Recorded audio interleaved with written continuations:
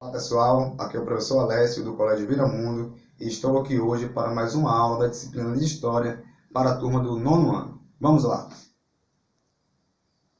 Na aula de hoje, veremos o capítulo 3 do nosso livro com o conteúdo A Era Vargas.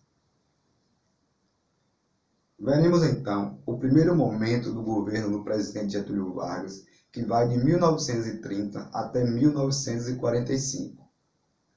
Getúlio Vargas é talvez a figura mais polêmica da história do Brasil. Para uns, ele foi o ditador cruel a serviço das elites. Para outros, ele era o pai dos trabalhadores e o maior estadista brasileiro. Então, o governo Getúlio Vargas foi marcado por polêmicas e medidas adotadas pelo presidente que vai beneficiar alguns grupos sociais e deixar outros grupos descontentes. Por isso, até hoje, o governo do presidente Getúlio Vargas é alvo de intensos debates, seja ela no meio universitário e também no ensino básico. Para a melhor compreensão desse período da história brasileira tão importante, eu fiz um breve esquema explicativo para nos ajudar na compreensão desse período da história política do Brasil. Vejam comigo. Então, como já falei, o conteúdo da aula de hoje é a Era Vargas, ok? Para compreender o governo Vargas, é importante também estar atento ao contexto histórico dos anos anteriores ao seu governo. Estamos falando aqui do contexto histórico do Brasil no início dos anos 20. Como era esse Brasil no início dos anos 20? Vimos no capítulo anterior, ainda em sala de aula, que o Brasil dos anos 20 é um Brasil marcado pelo controle, pelo domínio das oligarquias agrárias. Quem são essas oligarquias agrárias? Em sua maioria, grandes cafeicultores. Lembre-se, que o café, nesse momento, início do século XX, ele é o principal produto de exportação da economia brasileira. Por isso, as oligarquias agrárias exerciam tanta influência, exerciam tanto controle na vida social, política e econômica do Brasil desse período, ok? Também nos anos 20 vai surgir no Brasil o tenentismo. O tenentismo eram grupos, organizações militares que surgiu no seio das classes médias e urbanas, sobretudo São Paulo e Rio de Janeiro, onde esses jovens militares reivindicavam maior participação política, reivindicavam um Brasil mais democrático. Eles eram contrários às políticas, às medidas adotadas pelas oligarquias. Ok? Neste movimento tenentista, vai ocorrer duas revoltas. A primeira no Rio de Janeiro, por volta do ano de 1922. Essa revolta vai ser controlada, abafada pelo governo federal. As tropas militares do governo federal conseguem conter os rebeldes e sufoca o movimento. 2 anos após, ocorre em São Paulo a segunda revolta tenentista, que também vai ser controlada e abafada pelas tropas do governo federal. Ok?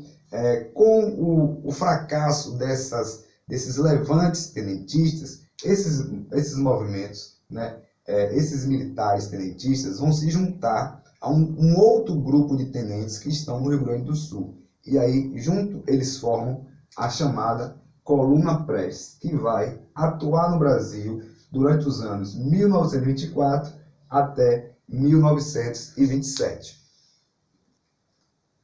A Coluna Prestes reuniu cerca de 1.800 homens, que partindo do sul do Brasil, percorreu cerca de 25 mil quilômetros do território. Por onde passavam, esse movimento convidavam as pessoas a juntarem-se a eles e lutarem contra o governo das oligarquias. Devido a intensos combates que a Coluna Prestes vai se envolver ao longo desse caminho percorrido, vai enfraquecer o movimento e cerca de 600 homens se refugiaram na Bolívia. Ou seja, a Coluna Prestes, apesar de percorrer boa parte do território brasileiro, não conseguiu o seu objetivo, que era reunir pessoas para lutarem contra o governo das oligarquias. Então, é possível perceber que os anos 20 no Brasil foi palco de intensas disputas políticas entre oligarquias cafeicultoras e grupos de militares pela disputa do poder, ok? E já no final da década de 20, né, em 1929, ocorre a grande crise de 29, como ficou chamado, né?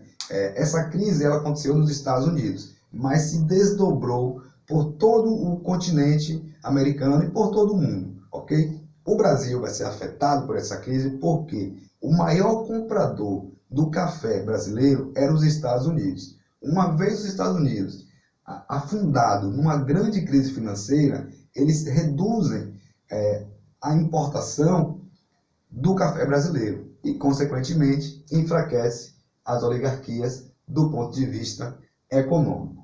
Em meio a essa crise econômico-financeira, ocorrem as eleições de 1930, onde o candidato tenentista Getúlio Vargas aparece como uma grande novidade no cenário político, como alguém que promete trazer inovações, modernização para o Brasil. Nessas eleições de 1930, mais uma vez, o candidato das oligarquias venceu o pleito eleitoral.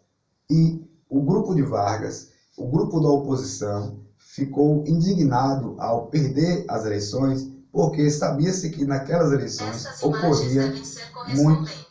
ocorria muita fraude eleitoral, que era típico do período da República Velha, do período do domínio das oligarquias. Então, em meio a toda essa turbulência eleitoral, o vice-candidato de Getúlio Vargas a presidente, o João Pessoa da Paraíba, ele foi assassinado a mando de políticos locais aqui no Nordeste, na Paraíba. Esse assassinato aumentou a divergência política e o grupo de Vargas, com os tenentes que o apoiavam, marchou em direção ao Rio de Janeiro, ameaçando tomar o poder do então presidente das oligarquias, o Washington Luiz. O presidente Washington Luiz, sem forças políticas, econômicas, militares para segurar, deter o grupo de Vargas, vai transferir o poder presidencial para uma junta militar, e esta junta militar ficou encarregada de transferir o poder para o grupo de Vargas. Ou seja, em 1930, Getúlio Vargas ascende ao poder da presidência do Brasil, não por meio da eleição, mas por meio de disputas políticas que culminaram na tomada do poder do último presidente oligárquico, o Washington Luiz. Então, a partir de 1930, Getúlio Vargas torna-se o presidente do Brasil.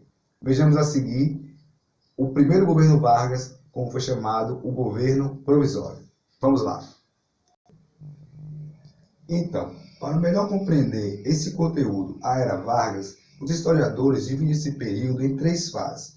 A fase do governo provisório, que vai de 1930 até 1934, que veremos logo mais.